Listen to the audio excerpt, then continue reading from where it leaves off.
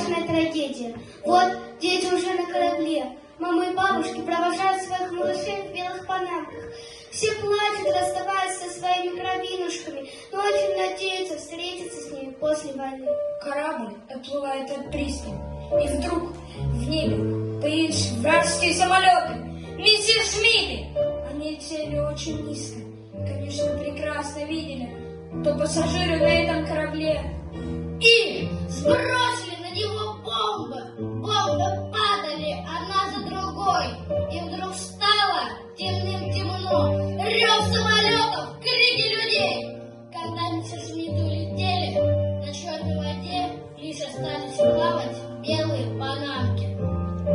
Вадим Владимирович слышал эту историю от дедушки, еще ребенком, но она так сильно запала ему в душу, будто на корабле были и его братишки и сестренки. И очень долго его не покидало горе о состоянии потери. И уже будучи взрослым, он перенес свои переживания на бумагу, написав пронзительную песню «Белые панамки».